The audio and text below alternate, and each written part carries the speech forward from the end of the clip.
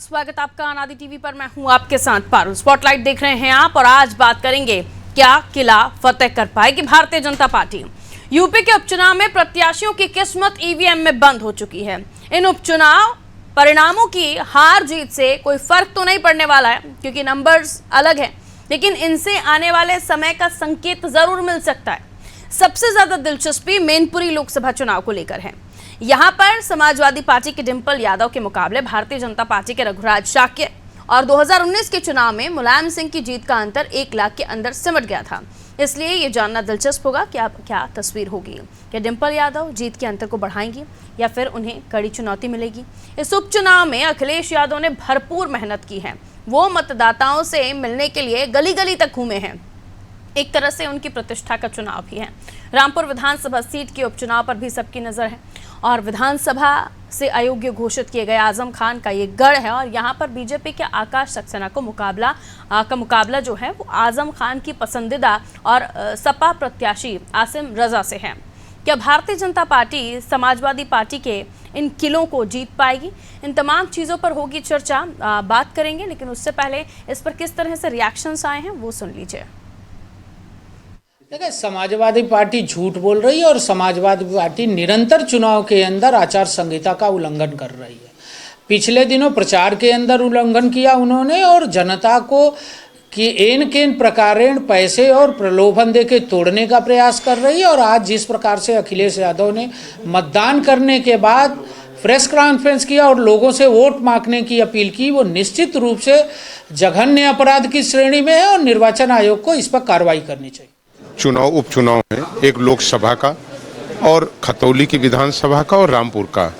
जिस तरीके से लोकतंत्र की हत्या हो रही है और सरकारी तंत्र और सरकारी मशीनरी का दुरुपयोग हो रहा है और लगातार समाजवादी पार्टी भारत निर्वाचन आयोग और राज्य निर्वाचन आयोग को अपनी कंप्लेंट्स और अपनी ग्रीवांस भी बता रही है, लेकिन उसके बाद भी आज जब एक बूथ के बाहर एक दूसरे सत्तारूढ़ दल के लोग पैसा बांटते हुए नजर आए, एक होटल में मैनपुरी में लगातार शराब और पैसे बांटे जाते रहे, रामपुर में एक वर्ग और जात वर्ग विशेष के लोगों की पर्चियां फाड़ करके उनको मतदान केंद्र से वापस कर दिया गया। मैं समझता हूं कि लोकतंत्र शर्मसार हो रहा है और चुनाव को बुरी तरीके से सरकारी मशीनरी के द्वारा प्रभावित करने का काम किया जा रहा है। मैं इसकी निंदा करता हूं और भारत निर्वाचन आयोग से अपील और आग्रह करता हूं कि तत्काल हस्तक्षेप करके इस चुनाव को निष्पक्ष कराए, ये उनकी जिम्मेदारी है। चुनाव हो रहे हैं 2 विधानसभा 1 लोकसभा में और ये तीनों जगह भारतीय जनता पार्टी बुरी तरह पराजित हो रही है। मैनपुरी में तो मुलायम सिंह यादव जी चूँकि देश के बड़े नेता रहे, उनके निधन से सीट रिक्त हुई है। मेरा तो मानना और कहना यह है कि वहाँ भारतीय जनता पार्टी को उम्मीदवार ही नहीं लड़ाना चाहिए था। अगर मुलायम सिंह यादव के प्रति अगर उनको सच्ची श्रद्धांजलि होती तो हम उम्मीदवार ही नहीं लड़ाते। कुछ परंपराएं होती हैं, कुछ नैतिकता होता है, कुछ शिष्टाचार होता है, लेकिन भारतीय जनता पार्टी केवल वोट और चुनाव और सत्ता बस इसी के लिए बनी है। इससे ज़्यादा इसका कोई लेना देना नहीं है। तीनों जगह बुरी तरह पराजित हो रही है। लोगों को वोट डालने नहीं दिया जा रहा है। मतदान केंद्र से पहले पुलिस ने बैरिकेडिंग कर दी है। मोहल्लों में गलियों में लाठीचार्ज हो रहा है, पर्चियां फाड़ी जा रही हैं। चुनाव कहाँ है? चुनाव नहीं। मैम तो बहुत पहले से कह रहे हैं कि सर्टिफिकेट दे दीजिए। बिला वजह सरकारी इतने संसाधन बर्बाद हो रहे हैं, इतने पुलिस के जवानों की ड्यूटी बर्बाद हो रही है, सरकारी पैसा खराब हो रहा है। बीएसएफ के जवान हमारे बहुत दूर दूर से आए हैं, वो बेचारे बूथों के अंदर लगे हुए हैं। वो वोट तब पड़वाएं जब मतदाता बूथ के अंदर दाखिल हो सके, लेकिन उन तक पहुंचने ही नहीं दिया जा रहा। तो कई सारे आरोप लग रहे हैं। ये तक कहा जा रहा है कि लाठीचार्ज हुआ, जो वोटर्स जा रहे थे वोट करने के लिए उन्हें वोट नहीं करने दिया गया। कई तरह के आरोप प्रत्यारोप और इसी बीच हमने जो कवरेज भी दिन भर आपको दिखाया उसके माध्यम से ये भी चीज़ें सामने आई कि जब हम वहाँ पहुँच रहे थे, मीडिया वहाँ पहुँच रही थी, तो ऐसी कोई तस्वीर हमें दिख नहीं रही थी। बहरहाल आगे बढ़ते हैं। जो मेहमान हमारे साथ जुड़े हुए हैं, जरा परिचय उनसे करा देते हैं आपका। संजय चौधरी जी प्रवक्ता हैं भारतीय जनता पार्टी से। संजय जी हमारे साथ बने हुए हैं, बहुत स्वागत करती हूँ। एच हाशिम साहब हमारे साथ जुड़े हुए हैं सपा से। हाशिम साहब बहुत स्वागत करती हूँ आपका। उमेश यादव जी सुबह सपा से हमारे साथ जुड़े हैं। उमेश जी आपका भी बहुत बहुत स्वागत। प्रभात त्रिपाठी जी वरिष्ठ पत्रकार हैं, हमारे साथ जुड़े हुए हैं, आपका भी स्वागत सर।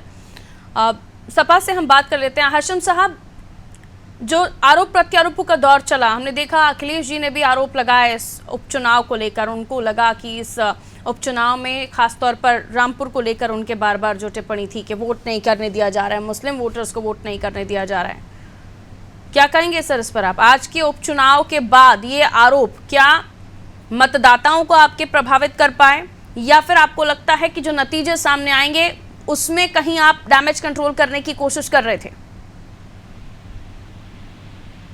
हाशम साहब सुन पा रहे हैं आप मुझे?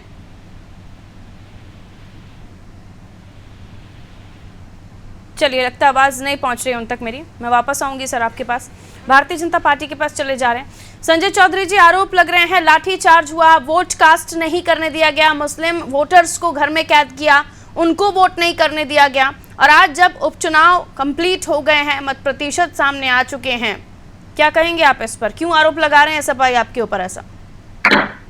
देखिए, समाजवादी पार्टी जहां पर इस आरोप को सबसे तेजी के साथ लगा रही थी वो मैनपुरी कॉन्स्टिट्यूंसी है, और मैनपुरी कॉन्स्टिट्यूंसी में पड़ा हुआ वोटिंग परसेंटेज बता रहा था कि इस आरोप में कोई दम नहीं है। बात नंबर 2, समाजवादी पार्टी चाहे लोकसभा का चुनाव हो, चाहे विधानसभा का चुनाव हो, चाहे कोई उपचुनाव हो, चाहे वो नगर निगम का चुनाव हो, चाहे वो नगर पंचायत का चुनाव हो, हमेशा इस प्रकार के आरोप लगाती रही है।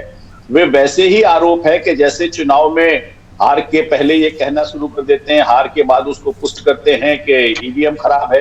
अगर जीत होती है तो ईवीएम ठीक है, हार होती है तो ईवीएम खराब है। विधानसभा के चुनाव के समय कहते थे कि मतदाता सूची में 20-20 हजार मुसलमान और यादवों के वोट गायब हैं। उसके बाद पहले ही आरोप लगाते थे कि उत्तर प्रदेश की सरकार में तो भारतीय जनता पार्टी की सुनी नहीं जाती, ये तो अफसर चलाते हैं। और जब चुनाव होता है तो कहते हैं कि नहीं, अफसर जो है वो भारतीय जनता पार्टी के निर्देश पर काम करते हैं।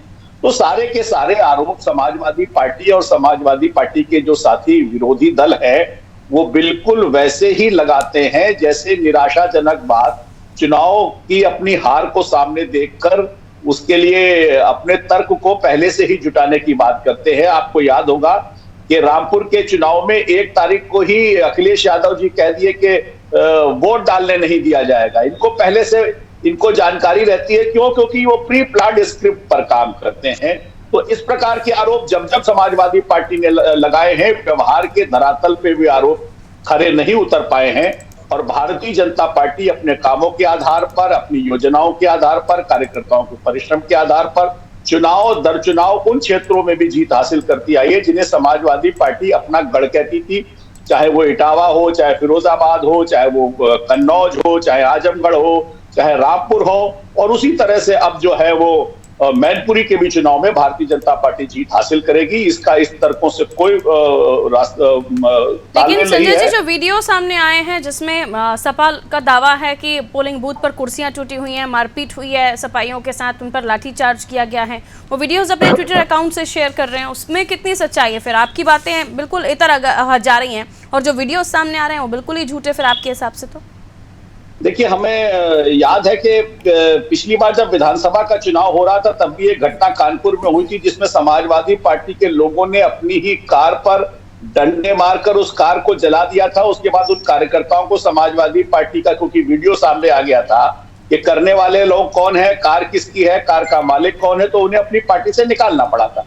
देखिए, इस प्रकार की अराजकतावादी राजनीति, इस प्रकार की झूठे आरोप लगाने की राजनीति समाजवादी पार्टी की रही है। लेकिन भारतीय जनता पार्टी के जो चुनाव का परिणाम है, जिस प्रकार से विधानसभा के बाद उपचुनाव में भी उन क्षेत्रों में भी जहां समाजवादी पार्टी को उत्तर प्रदेश के कुछ लोगों ने वोट दिया था, उन्होंने अपने निर्णय पर पुनर्विचार किया और पुनर्विचार के बाद भारतीय जनता पार्टी के साथ विकास के लिए आगे आकर खड़े हैं। और मुझे लगता है कि उपचुनाव में विकास एक बहुत बड़ा मुद्दा होता है और विकास की प्राथमिकता रहती है कि जो सरकार रहती है उसका अगर नुमाइंदा चुना जाता है तो विकास और तेजी के साथ होता है। तो मुझे लगता है कि विकास परक राजनीति के आधार पर उत्तर प्रदेश के इन चुनाव में भी जनता विकास के साथ आएगी और भारतीय जनता पार्टी को जीतकर जिस प्रकार से पहले के उपचुनाव जीते हैं वैसे ही इस उपचुनाव में हमें जीत का आशीर्वाद जनता देगी। उमेश जी,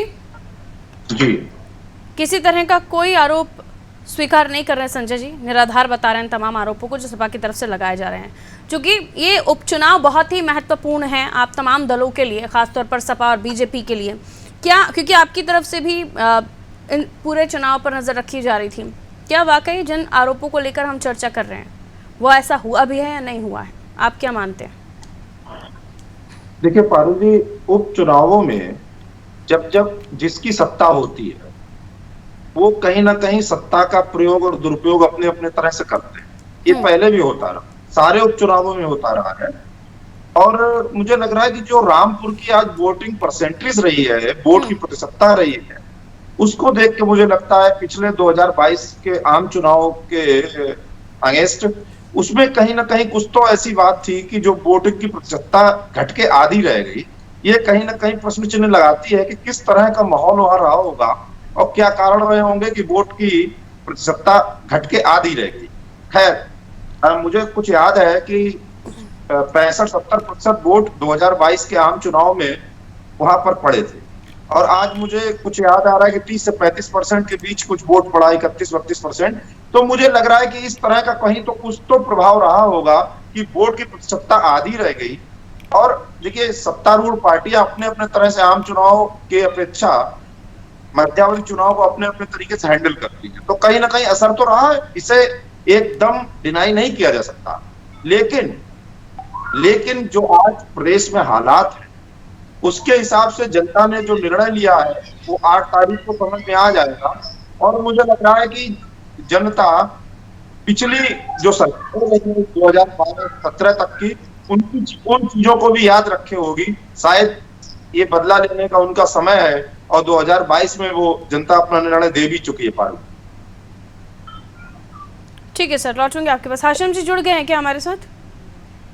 ठीक है, लगता है हाशिम जी का कनेक्शन अभी नहीं हो पाया हमारे साथ। त्रिपाठी जी, आपके पास आते हुए क्या एनालिसिस करेंगे आप सर, क्या विश्लेषण करते हैं इस उपचुनाव को लेकर जो दिन भर हमने देखा, आरोप प्रत्यारोपों का दौर चला। इवन इस इलेक्शन में हमने ये तक देखा कि शिवपाल जी को मनाने की बात तो शिवपाल जी को मना लिया, गली गली घूमने की बात तो गली गली घूम लिया, और उसके बाद भारतीय जनता पार्टी और प्रशासन पर भी आरोप लगाए गए। क्या कहेंगे सर? देखिए पारुल जी, हम लोग कई दिनों से इस उपचुनाव को लेकर समीक्षा कर रहे हैं जी, लेकिन आज मैं एक बात कहूंगा, मत प्रतिशत जिस तरह रामपुर में गिरा है ये एक लोकतंत्र के लिए अच्छी बात नहीं है। कौन जीतेगा कौन हारेगा, लोकतंत्र हार गया रामपुर में, लोकतंत्र हार गया। अगर 32-35% वोट होता है तो उसका रिजल्ट कुछ भी हो सकता है। जनता ने बार बार चुनाव, क्योंकि रामपुर में कई उपचुनाव हुए हैं, उससे जनता आज ही जा गई हो, या जो डंडे चले हैं, जो लोगों को रोका गया है वो कारण हो सकता है, लेकिन लोकतंत्र की हार हुई। अगर एक तरफ प्रधानमंत्री नरेंद्र मोदी वोट डालने के बाद वोट देने की अपील करते हैं एक देश के प्रधानमंत्री, और कहीं दूसरी जगह उसको रोका जाता है, तो वो लोकतंत्र की हार हुई। संजय जी इसको माने या ना माने, या सुबह सभा के अभी हमारे उमेश जी ने बात कही, बिल्कुल ठीक कही कि मत प्रतिशत गिरा है। अगर 65 से 35%, 32% वोटिंग हुई है तो कहीं ना कहीं चिंता का विषय है। भले वो सीट भाजपा जीत जाए या समाजवादी पार्टी जीते। जहां तक लोकसभा मैनपुरी के उपचुनाव की बात है, लोकसभा मैनपुरी का उपचुनाव पूरी तरीके से समाजवादी पार्टी के गढ़ को बचाने की या विरासत को बचाने की लड़ाई नहीं थी, वहां वोटर को अपनी इज्जत बचाने की लड़ाई थी। वहां ये नहीं था कि नेता ही की विरासत को बचाना है या श्रद्धांजलि होगी, हम लोग सब लोग चर्चा करते हैं, को आरोप प्रत्यारोप रखते हैं। वहां का जसवंतनगर का वोटर, करहल का वोटर, यहाँ तक कि मैनपुरी सदर का वोटर, वो अपने इज्जत को और अपने गढ़ को बचाने के लिए उसने वोट किया है।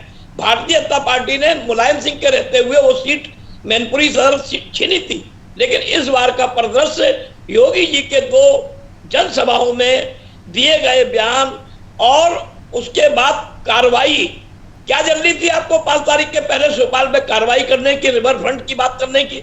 वहां लोग लामबंद हुए हैं, और जो परिणाम आएगा वो सभी लोग देखेंगे 8 तारीख को, कि जो लोग उम्मीद लगाए थे कि भारतीय जनता पार्टी वहां पे पूरा, अब ये अखिलेश के बयानों के बाद लोग उम्मीद लगा रहे हैं कि शायद समाजवादी पार्टी हार रही है। हार और जीत अपनी जगह है, लेकिन लोकतंत्र जीवित रहना चाहिए। अगर कहीं वोटर आधार कार्ड भी लेके जाता है, जो इलेक्शन कमीशन की गाइडलाइन है कि आधार कार्ड से भी वोट आप डाल सकते हैं, अगर उसको डंडे मार के भगाया जाता है, पर्ची फाड़ी जाती है, तो ये लोकतंत्र की हार है। जीत हार, भारतीय जनता पार्टी कितने चुनाव जीते, कितने भी दावे करे, चुनाव मोड में रहे, हम कह रहे हैं और भी चुनाव करा दें, कुछ और बैंक तैयार कर दें। लोकतंत्र नहीं हारना चाहिए, लोकतंत्र जीतना चाहिए। स्वस्थ समाज बनना चाहिए। अगर आपका लॉ एंड ऑर्डर बहुत अच्छा मजबूत है, आपने राशन पानी बहुत दिया है, सारी योजनाएं दी हैं, तो आपको डर किस बात का है? वोटर को आने दीजिए, वोटर को वोट डालने दीजिए। तो ये जो स्थितियां होती हैं उपचुनाव में, ये 2024 का परिदृश्य भले तय करें, लेकिन आज मैं लोकतंत्र की हार महसूस कर रहा हूं रामपुर में, खास तौर से। बाकी जगह नहीं मैं कर रहा हूं, रामपुर में कर रहा हूं। रामपुर में आजमगढ़ के गढ़ को ध्वस्त करना है, इटावा में मुलायम सिंह के गढ़ को ध्वस्त करना है। अरे गढ़ की राजनीति क्या है भाई? व्हाट गढ़ की राजनीति? आप डेवलपमेंट पे क्यों नहीं बात करते? आप कहिए विकास के नाम पे हमें मैनपुरी चुनाव जीतना है, हमें विकास के नाम पे रामपुर जीतना है। गढ़ की राजनीति क्या हो गई भाई? अरे भाई अगर वो 8 बार तो जनता ने वहां वोट दिया है ना, उनको जनता ने पसंद किया है ना। गढ़ आप कौन होते हैं ध्वस्त करने वाले?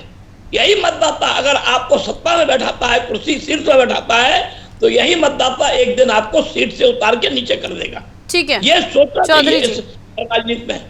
चौधरी जी, लोकतंत्र की हार, मत प्रतिशत जो कम हुआ है उसको लेकर काफी त्रिपाठी जी बता रहे हैं कि किस तरह से इसे देखा जाए, क्योंकि काफी निराशाजनक होता है जब लोग पार्टिसिपेट ही नहीं कर रहे, जनता वोट डालने ही नहीं जा रही है।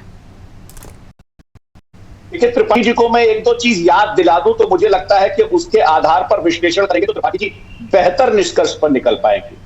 एक तो मैनपुरी में 6 महीने के अंदर 3 बार चुनाव हो रहा है। मुझको लगता है कि एक बड़ा रीजन है कि जनता को लगता है कि हम वोट डालने के लिए जाते हैं, लेकिन उसके बाद रामपुर में 6 महीने के अंदर 3 चुनाव हो रहे हैं।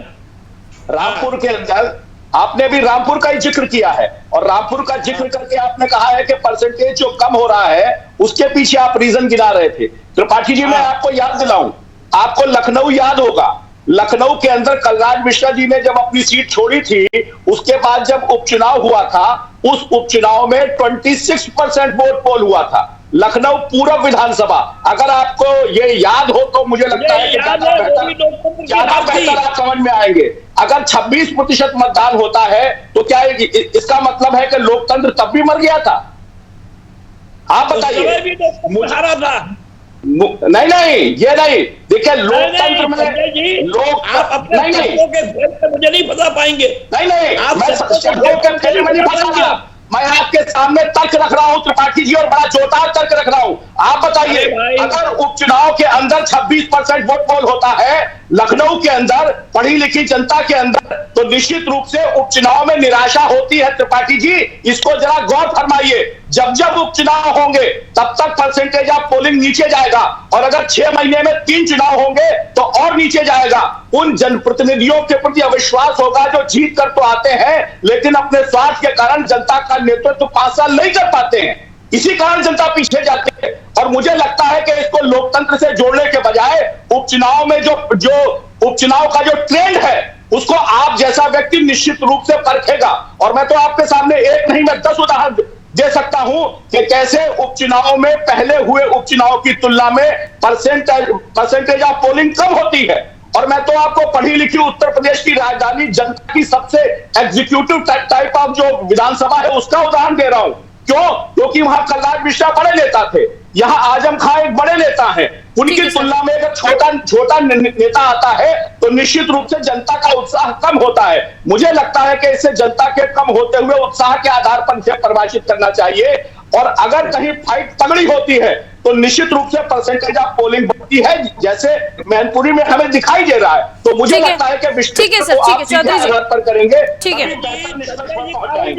जवाब दे दीजिए सर, उसके बाद में बाकी मेहमान भी हमारे साथ जुड़े हुए हैं। को बड़ा नेता बताया है भारतीय जनता पार्टी का डिंपल के सामने। रघुराज सिंह साहब के छोटे नेता है उसके मतलब आपके मुकाबले। आप उनका इस्तेमाल कर रहे थे 60 वोट के लिए, आप उनको छोटा नेता बता रहे हैं, वो भी बड़े नेता है। तो आपका कहना है छोटा नेता आता है तो उत्साह नहीं बढ़ता है, बड़ा नेता आता है। अरे त्रिपाठी जी मैं छोटे नेता की बात रामपुर के लिए कर रहा हूँ। छोटे नेता की बात रामपुर के लिए, छोटे नेता की बात मैं रामपुर के लिए कर रहा हूँ। ठीक है, सपा से हमारे साथ यश भारती जी जुड़े हुए हैं। सर बाकी मेहमान भी हैं मेरे, मैं उनको शामिल कर लूँ। यश भारती जी बहुत स्वागत करती हूँ, सपा का पक्ष रखने के लिए हमारे साथ जुड़े हैं।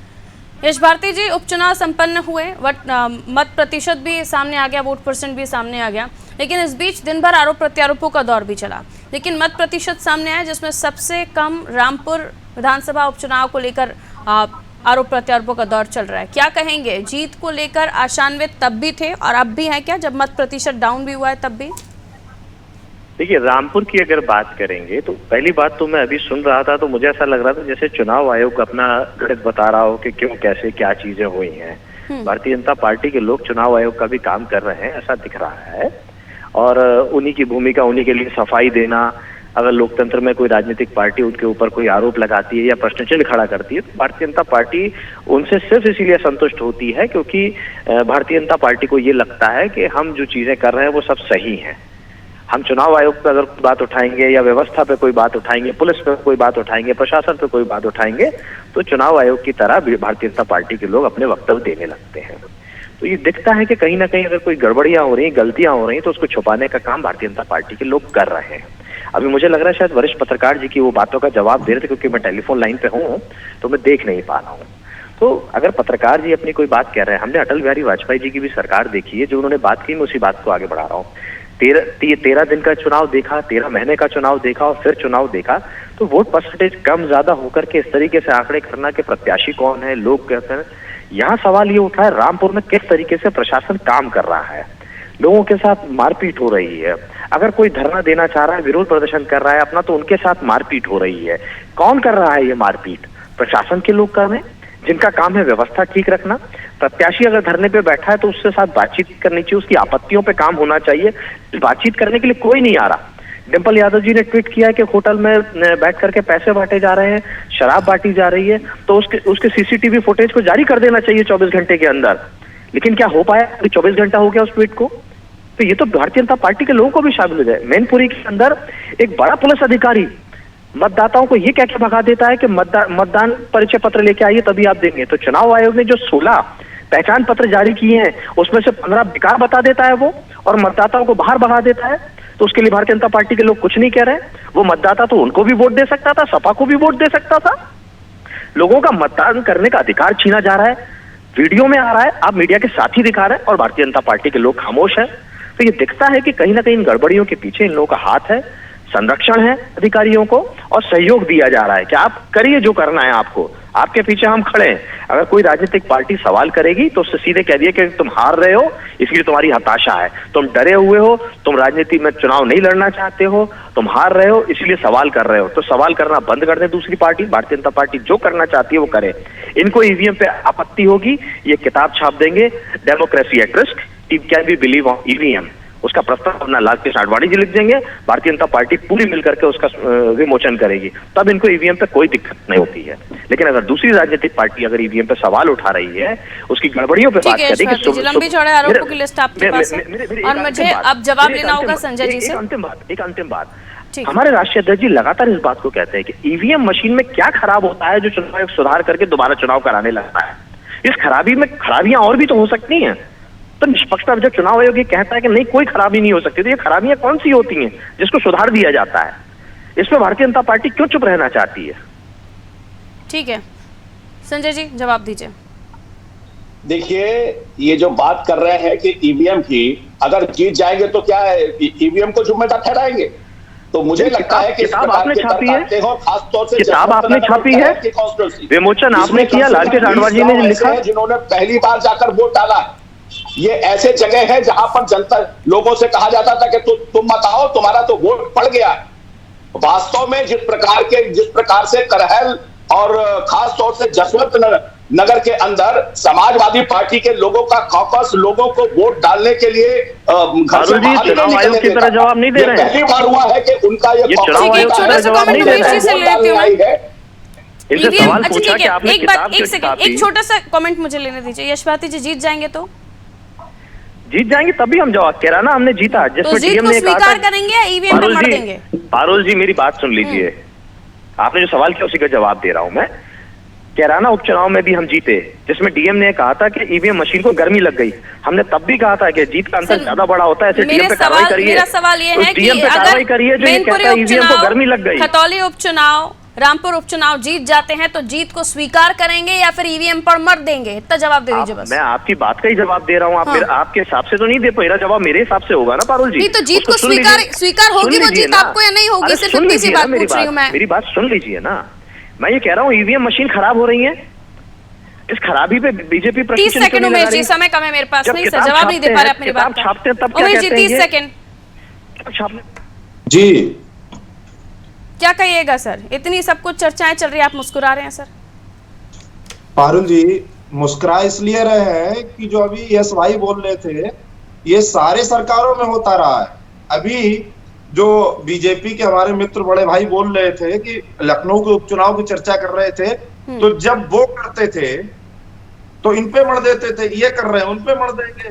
बहरहाल खेल बराबर का है और सारे दलों का हाल ये है कि कर वही रहे हैं, चाहे वो पहले वाले हो चाहे आज वाले हो, सभी का खेल एक सा है। और सत्तारूढ़ पार्टियां उपचुनावों को कैसे कराती हैं ये हम और आप सभी लोग। ठीक है सर, बहुत बहुत शुक्रिया आप सभी का हमारे साथ चर्चा में जुड़ने के लिए। उत्तर प्रदेश में हुए हाल ही के उपचुनाव जिनको लेकर हम चर्चा कर रहे थे, आज मत पड़े, नतीजे जल्द आएंगे, लेकिन ये उपचुनाव इस बीच कई आरोप प्रत्यारोपों का दौर भी चला। सवाल यही कि अब जो नतीजे आएंगे उसी से पता चलेगा कि जितनी भी सियासी रणनीतियां बनाई गई हैं, जितने भी अप एंड डाउन्स हुए, आरोप प्रत्यारोप चले, आखिरकार मतदाता ने इन तमाम चीज़ों को सुनने परखने के बाद किसे चुना। क्या अपनी सीट बचा पाएंगे आजम खान जो कि उनका गढ़ है उसे बचा पाएंगे, या फिर बीजेपी के पास जाएगा रामपुर जहां पर वोट परसेंट सबसे ज़्यादा कम आया है। मैनपुरी के अलावा भी हम बात करें खतौली की तो ये भी कहा जाने वाले हैं कि मैनपुरी अपनी परंपरागत सीट बचा पाएंगे अखिलेश यादव। ये तमाम आरोप थे और आरोप थे, इनका जवाब ढूंढने की कोशिश कर रहे थे। बहरहाल डिबेट में इतना ही, दीजिए इजाज़त, नमस्कार।